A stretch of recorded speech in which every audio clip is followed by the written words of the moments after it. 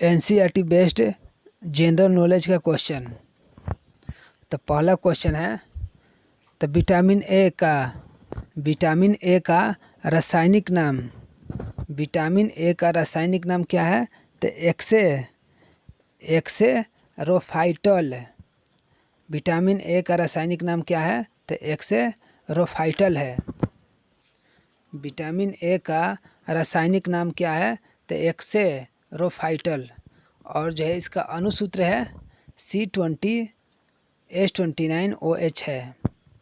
C20H29OH है इसका जो है अणुसूत्र है। विटामिन ए का अणुसूत्र है C20H29OH है। और इसका रासायनिक नाम है एक्सेरोफाइटल। एक्सेरोफाइटल जो है विटामिन ए का रासायनिक नाम है। विटामिन B12 है।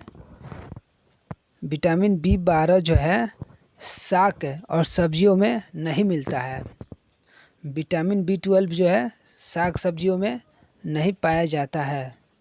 और विटामिन सी का अणुसूत्र क्या है? तो विटामिन सी का अणुसूत्र है C6H8O6 है।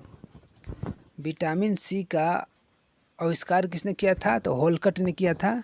और इसका अणुसूत्र है C6H8O6 है।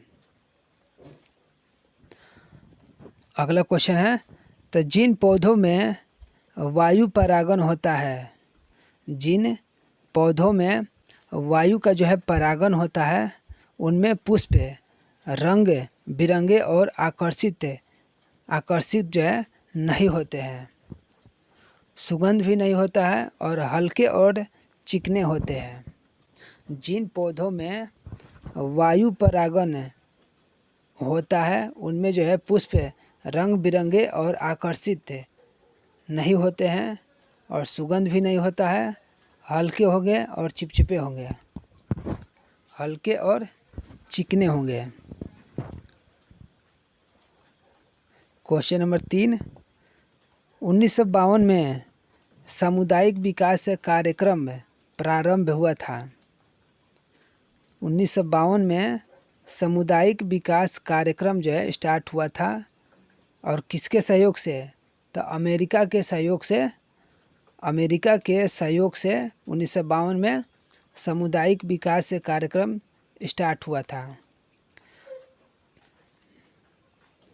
तो केंद्रीकृत नियोजन सर्वप्रथम जो है सोवियत संघ ने 1928 में लाया था। केंद्रीकृत नियोजन सर्वप्रथम किसने लाया था? तो सोवियत संघ और आज के रूस 1928 में लाया था। और 1945 में एम.एन. रॉय ने जन योजना लाए थे। 1945 में एम.एन. रॉय ने जन योजना लाए थे। 1945 में एम.एन. रॉय जो है जन योजना लाया था। क्वेश्चन नंबर 4 है, चौथा क्वेश्चन है, तो गौण तरंगे द्रव पदार्थ में से नहीं गुजर सकती है। जो गौण तरंगे हैं द्रव पदार्थ में से नहीं गुजर सकती है। गौण तरंगे द्रव पदार्थ में से नहीं गुजर सकती है। क्वेश्चन नंबर 5, तो जवाहरलाल नेहरू बंदरगाह 1989 में स्थापित हुआ था। जवाहरलाल नेहरू बंदरगाह कब स्थापित हुआ था? तो 1989 में स्थापित हुआ था। और यह जो है तीनों जो है मुंबई में है। प्रिंस घाट, विक्टोरिया घाट और इंदिरा घाट तीनों जो है मुंबई में स्थित है। प्रिंस घाट, विक्टोरिया घाट और इंदिरा घाट कहाँ है? तो मुंबई में। क्वेश्चन नंबर 6, टिहरी बांध 260 मीटर ऊंचा है। 1972 में इसको जो है 1972 में इसको जो है स्वीकृति मिली थी। टिहरी बांध की ऊंचाई 255 भी कभी कभी देता है और 260 मीटर है। टिहरी बांध का जो है टिहरी बांध कितना मीटर है? तो 260 मीटर है। 1972 में इसकी जो है स्वीकृति मिली थी।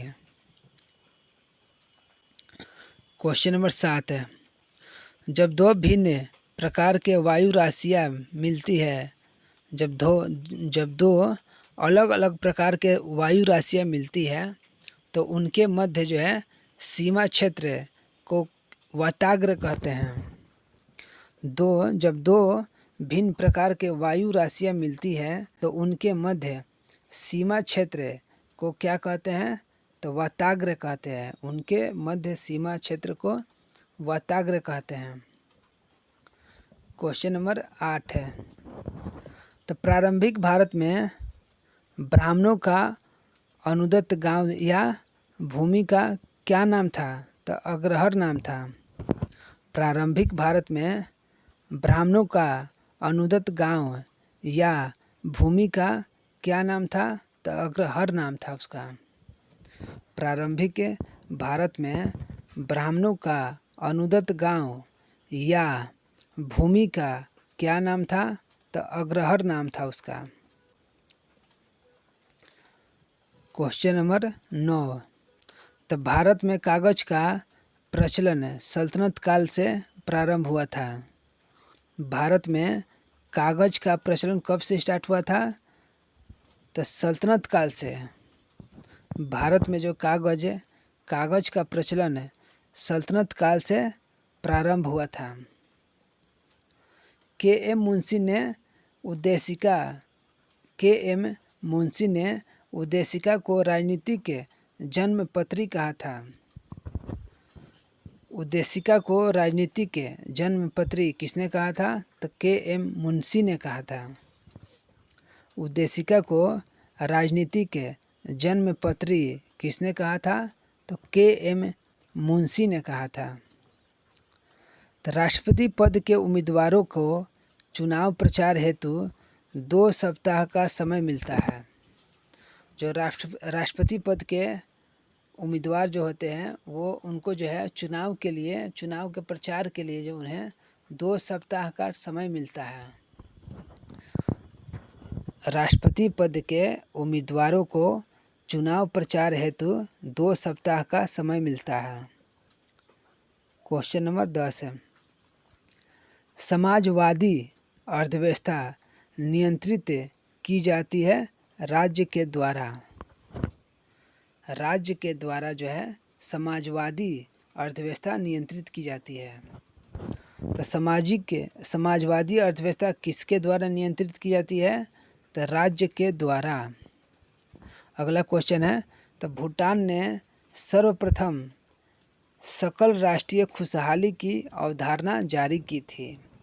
सबसे पहले कौन सा ऐसा देश था जो सकल राष्ट्रीय खुशहाली अवधारणा जारी किया था, तो भूटान सर्वप्रथम सकल राष्ट्रीय खुशहाली की अवधारणा जारी किया था। अगला क्वेश्चन है, तो विश्व बैंक ने हरित सूचकांक जारी किया था। हरित सूचकांक कौन जारी करता है, तो विश्व बैंक है। हरित सूचकांक कौन जारी करता है, तो विश्व बैंक जो है हरित सूचकांक जारी करता है। क्वेश्चन नंबर 13, तो राजकृष्णा ने हिंदू समृद्धि दर की अवधारणा दिया था।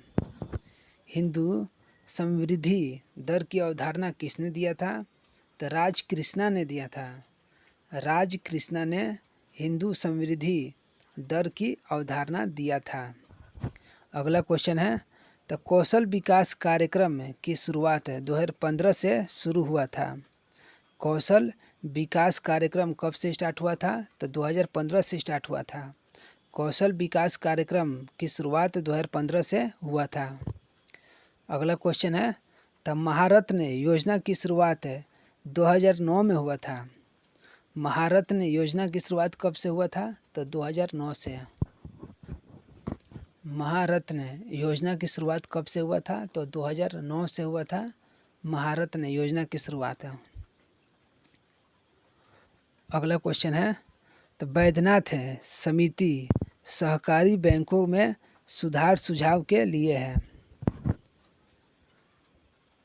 जो बैद्यनाथ समिति है बैद्यनाथ समिति सहकारी बैंकों में सुधार और सुझाव के लिए है।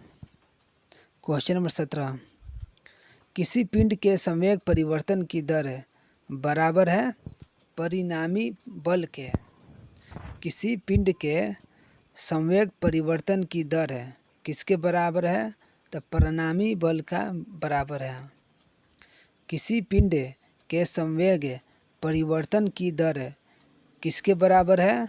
तो परिणामी बल के बराबर है। अगला क्वेश्चन है, तो प्रिंटर में प्रयुक्त होती है सेमीकंडक्टर। प्रिंटर में क्या जो है यूज होता है? तो सेमीकंडक्टर का। प्रिंटर में सेमीकंडक्टर का यूज होता है। अगला है, तो अपर्णा एक भारतीय सिस्टम है। अपर्णा क्या है? तो यह भारत का एक रडार सिस्टम है। अपर्णा एक भारत का रडार सिस्टम है। अगला क्वेश्चन है, तो जापान का प्रथम रोबोट जापान का जो है प्रथम रोबोट है उसका नाम है एस्ट्रोनॉट किरोबो। जापान का प्रथम रोबोट है एस्ट्रोनॉट किरोबो। एस्ट्रोनॉट किरोबो जापान का प्रथम रोबोट है। आईपी एड्रेस 4 संख्याओं की होती है। आईपी एड्रेस कितनी संख्या की होती है? तो आईपी एड्रेस जो है 4 संख्या की होती है। भारत के पहले टेस्ट कप्तान सीके नायडू थे। भारत के पहले टेस्ट कप्तान कौन थे? तो सीके नायडू थे।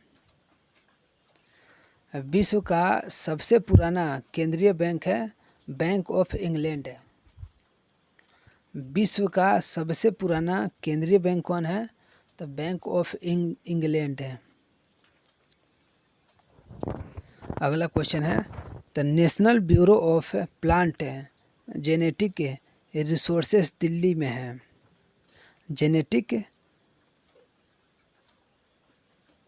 रिसोर्सेज दिल्ली में है। National bureau of plant genetic resources कहाँ है? तो दिल्ली में है।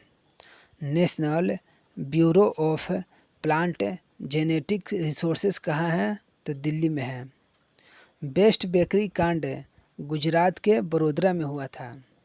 बेस्ट बेकरी कांड कहाँ हुआ था? तो गुजरात के बड़ोदरा में हुआ था। बेस्ट बेकरी कांड गुजरात के बड़ोदरा में हुआ था। अगला है क्वेश्चन, तो उपन्यास वैशाली की नगर बधू के लेखक कौन है? तो चतुर सेन शास्त्री। उपन्यास है वैशाली की नगर बधू के लेखक कौन है? तो चतुर सेन शास्त्री है। अगला क्वेश्चन है, तो गुरला मंधाता चोटी तिब्बत में स्थित है। गुरला मंधाता चोटी कहाँ है? तो तिब्बत में है। गुरला मंधाता चोटी जो है तिब्बत में स्थित है। कोरोमंडल तट पर अधिकतर वर्षा चक्रवाती अवदाब या लौटती मानसून से होता है। कोरोमंडल तट पर जो है अधिकतर जो वर्षा होती है चक्रवाती अवदाब या लौटती मानसून से होता है।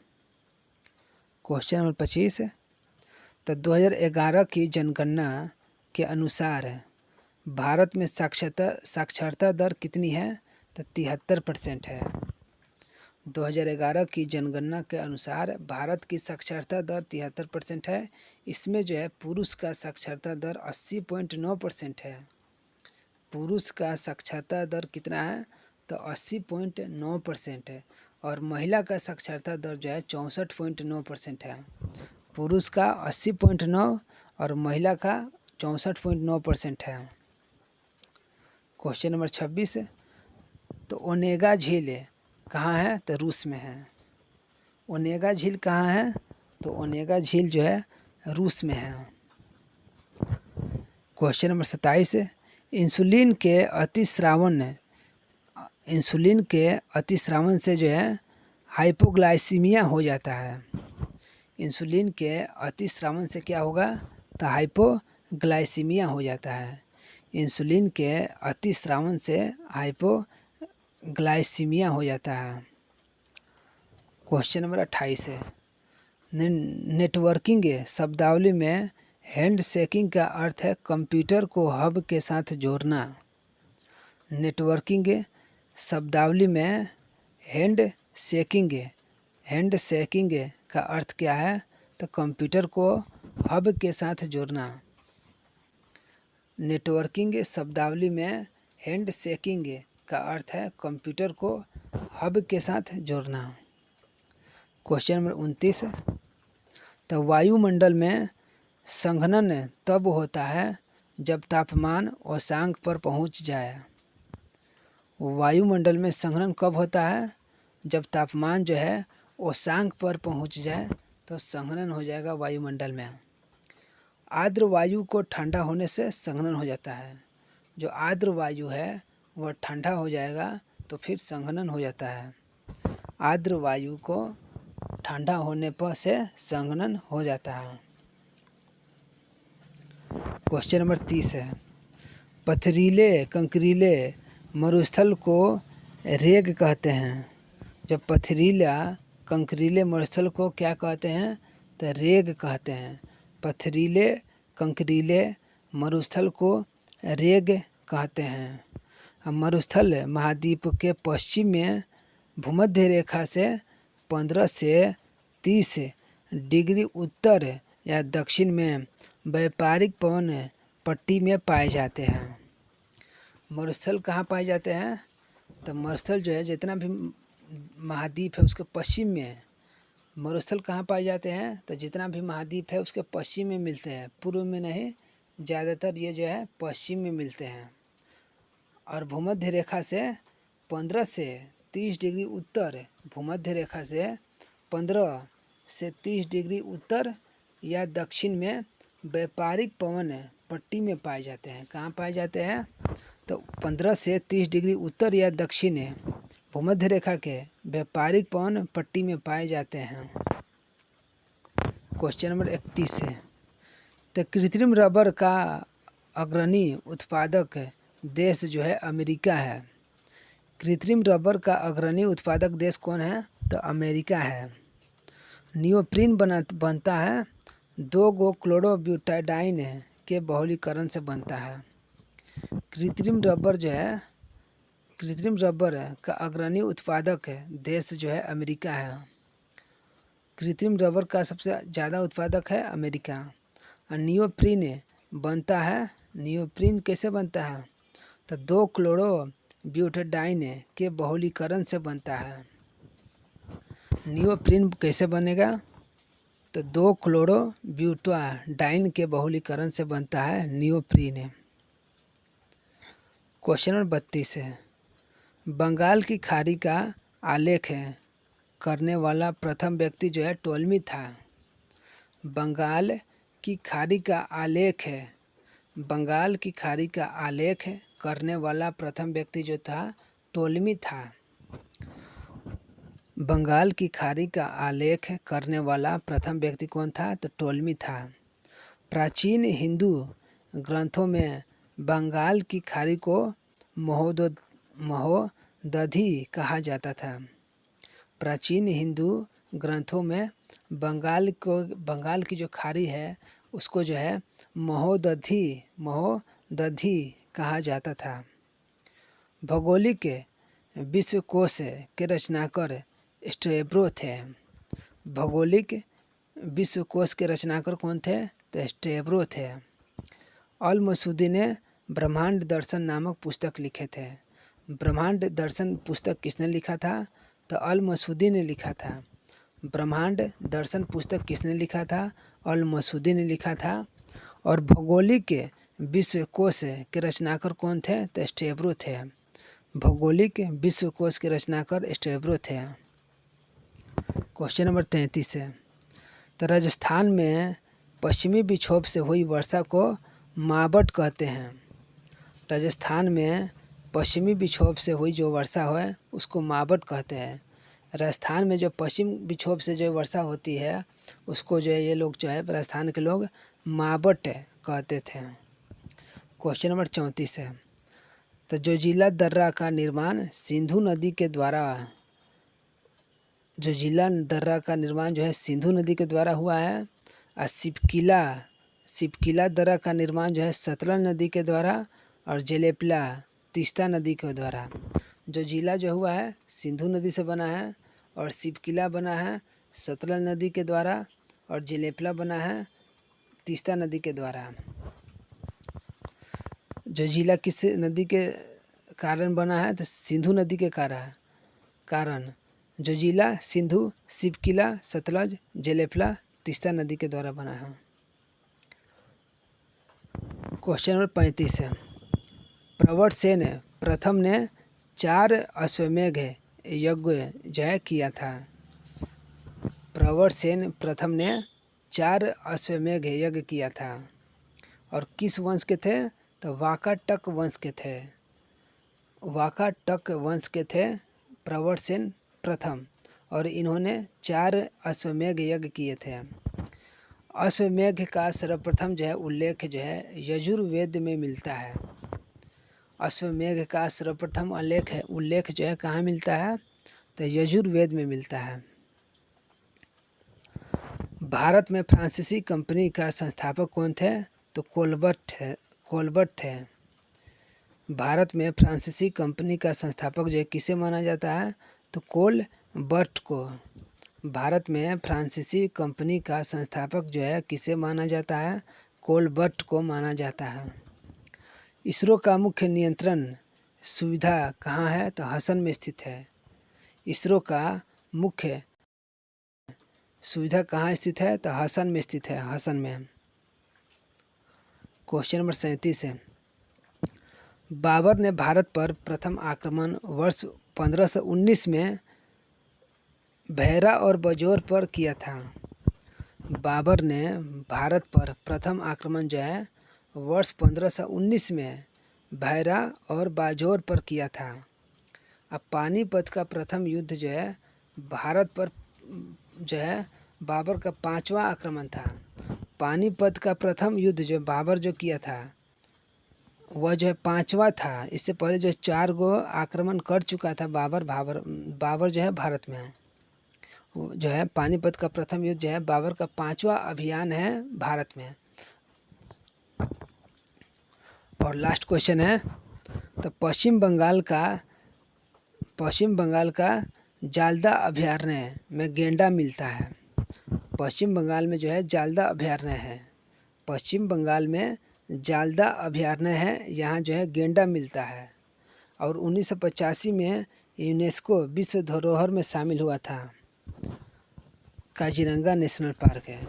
काजीरंगा नेशनल पार्क जो है 1985 में यूनेस्को के विश्व धरोहर में शामिल हुआ था। काजीरंगा नेशनल पार्क है। और जो है जालदा अभयारण्य कहाँ है, तो पश्चिम बंगाल में है। और किस लिए फेमस है, तो गेंडों के लिए फेमस है। और काजीरंगा नेशनल पार्क जो है यूनेस्को के विश्व धरोहर में कब शामिल हुआ था, 1985 में।